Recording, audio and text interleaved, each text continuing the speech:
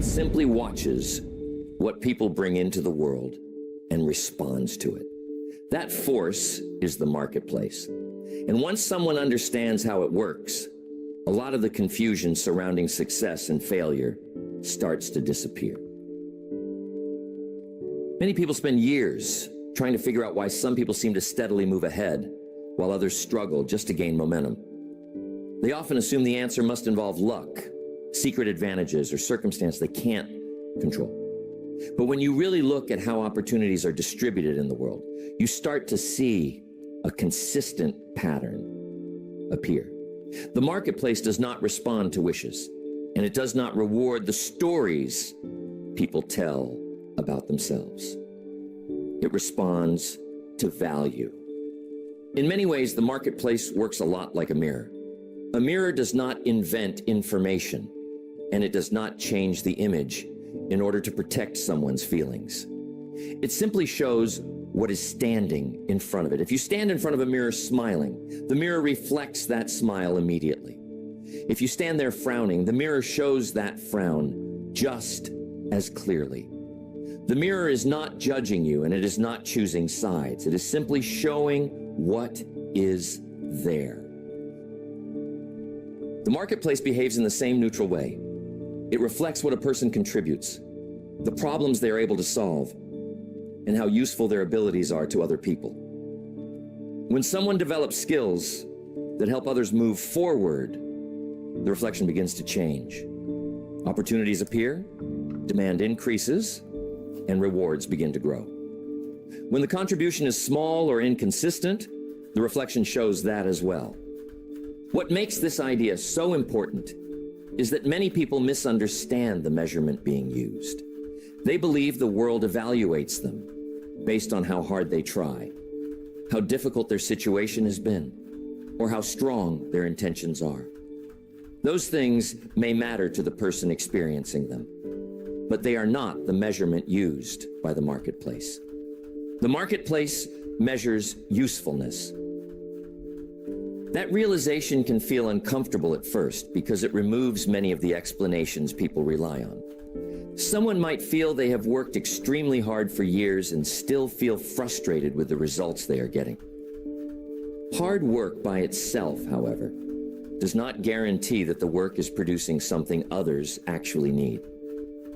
The marketplace does not measure how exhausted someone becomes while working. It measures the usefulness of what that work creates. Imagine two people both working long hours every day. One spends that time learning how to solve difficult problems that businesses face, improving systems, and developing skills that make other people's work easier and more productive. The other person spends the same number of hours staying busy but producing very little that actually helps anyone move forward. At the end of the day, both people may feel equally tired, but the marketplace will reflect their contributions in very different ways. This is why the marketplace should not be seen as an enemy or as some kind of harsh judge. In reality, it is one of the most honest systems a person will ever deal with. It does not operate on favoritism, and it does not secretly decide who deserves success. It simply reflects the value that flows from one person to others. Over time, that reflection becomes harder and harder to ignore. A person who consistently produces useful results begins to attract attention because others benefit from what they do. Employers notice it, customers notice it, and coworkers begin to rely on it. Opportunities start to appear, not because someone demanded them, but because the value being produced makes those opportunities make sense. The same pattern works the other way as well. If someone contributes very little that helps others solve problems or improve their situation, the reflection will quietly show that too. The world may still offer basic participation, but the rewards will remain limited because the contribution remains limited. Once a person understands this principle, the way they interpret the world begins to change. Instead of seeing success as mysterious or unfair, the pattern becomes easier to recognize.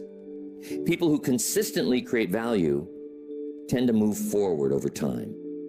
People who rarely build or apply useful skills tend to stay close to where they started.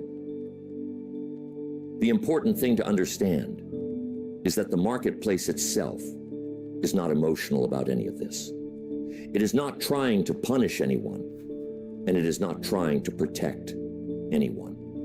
It simply reflects what is being offered. In that sense, the marketplace becomes one of the clearest forms of feedback a person can receive. If someone looks into that mirror and does not like what they see, the mirror itself is not the problem. The mirror is simply showing the current condition of what is standing in front of it. Once a person understands that idea, they gain the ability to respond thoughtfully instead of reacting emotionally. A lot of people spend years arguing with the mirror instead of improving what the mirror reflects. They complain about the system, criticize the environment, or explain why the results they are getting are unfair. None of those arguments change the reflection, however.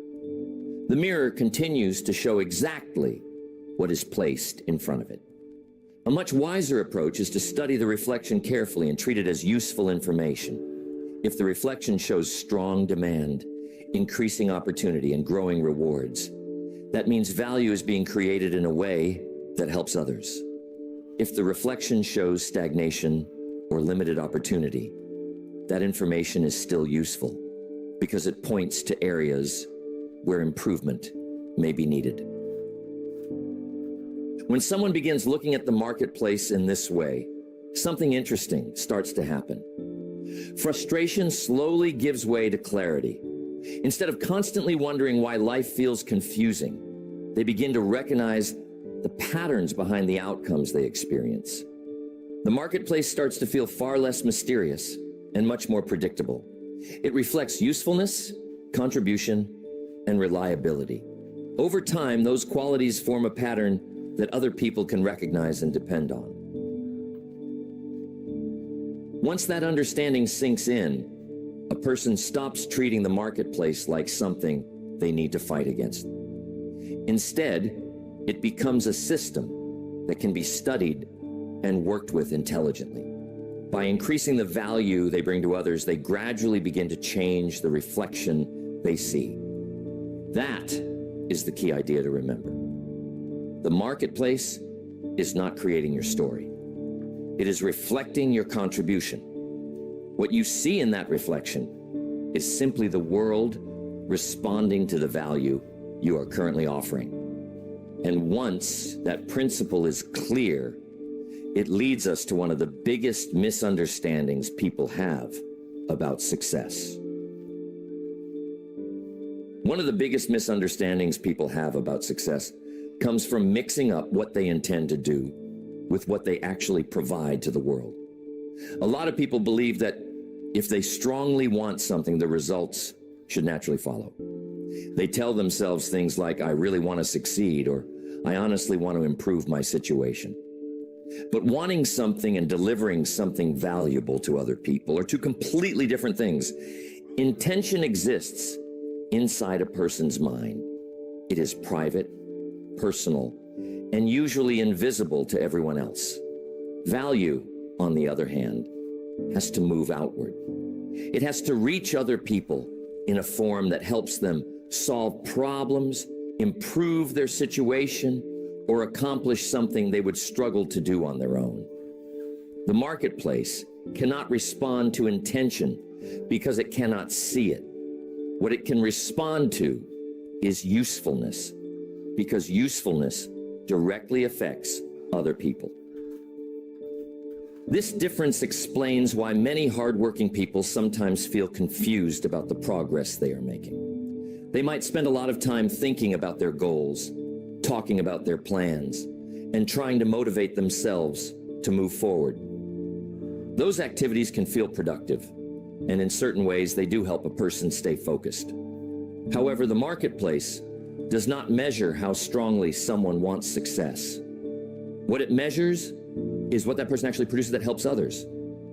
Someone might truly want financial stability, yet if they never develop skills that solve real problems for other people, the marketplace has very little reason to increase their income. The desire may be sincere and genuine, but sincerity alone does not create something useful that others can apply. The marketplace waits for something tangible, something practical, something that improves the work or lives of other people. This idea explains why recognition tends to follow contribution instead of coming before it. Many people hope to be noticed, respected, or appreciated for their effort. They want others to see their potential or acknowledge the work they feel they are putting in. But recognition rarely grows from intention by itself. Recognition grows from visible contribution. When someone consistently produces results that help others, people naturally begin to notice. The benefits of that work reach them directly, and that makes the contribution easier to recognize. A person who solves problems efficiently, improves processes, or provides dependable service begins to stand out without needing to demand attention. Others talk about them because their work produces real outcomes that people can actually see. It is important to understand that this does not mean intention has no value at all.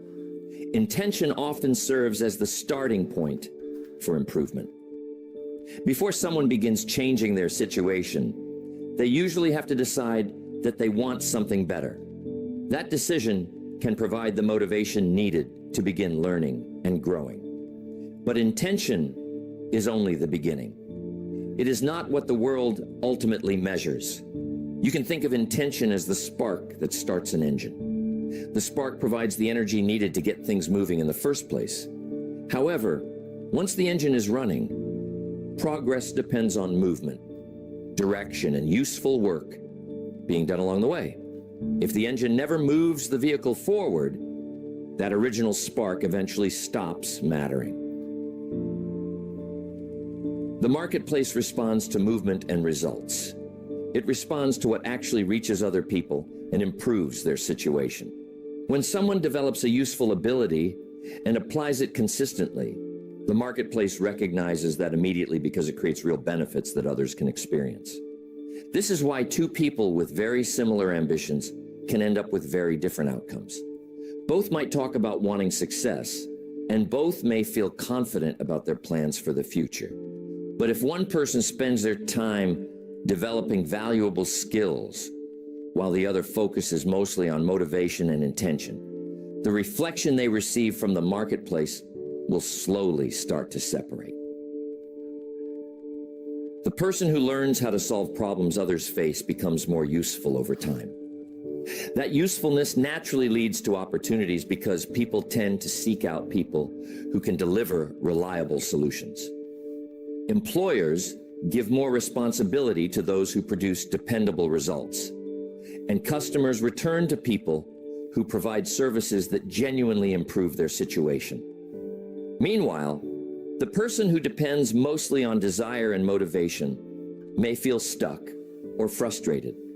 They may believe their intentions are strong and their effort is sincere, yet the rewards they expected never seem to appear. The issue is not that the marketplace is ignoring them. The issue is that the marketplace is still waiting for value to show up in a form it can respond to. Understanding the difference between intention and value can completely change the way someone approaches improvement. Instead of focusing mainly on how much they want something, they start asking a different question. They begin asking themselves, what useful ability can I develop that will help other people move forward? That question naturally shifts attention toward growth. It encourages learning, practice, and the development of real competence. When someone focuses on becoming useful, instead of simply wishing for results, their actions start producing signals the marketplace can recognize. Those signals usually show up in the form of reliability, effectiveness, and problem-solving ability. A person who consistently delivers those qualities becomes valuable in ways that intention alone could never accomplish. Their work begins to matter to others because it produces outcomes that actually improve real situations. Another important thing to remember is that the marketplace does not require perfection. It does not expect someone to become the greatest expert in the world before they begin receiving rewards. What it requires is usefulness that people can recognize and depend on. Even moderate improvements in value can begin to change the reflection a person receives. Over time, small improvements in skill and usefulness start to build on each other. Someone who steadily increases their ability to help others eventually becomes hard to ignore because their contribution produces consistent results. Opportunities begin appearing simply because people trust the reliability of what that person provides. When someone truly understands this idea, a lot of their frustration begins to fade. They stop expecting the world to respond to what they intend and start focusing on what they actually deliver. That shift turns ambition into action and gradually transforms desire into contribution. The marketplace cannot respond to thoughts that stay inside someone's mind. It cannot reward intentions that never reach the outside world. But it does respond quickly when value appears in a form that benefits other people. Once a person understands that difference, they begin directing their energy toward becoming someone who provides solutions instead of someone who simply hopes for results. That change in focus is often the moment when real progress finally begins to take shape. And as that progress begins, it naturally brings a person face to face with another important realization. Every system in the world operates through a kind of language. Farmers understand the language of seasons, soil conditions, and planting cycles. Builders understand the language of measurements, materials, and structural balance. Merchants understand the language of trade, supply, and exchange. The marketplace has its own language as well. And once someone begins to understand it, the patterns behind opportunity become much easier to recognize. The marketplace does not communicate through explanation.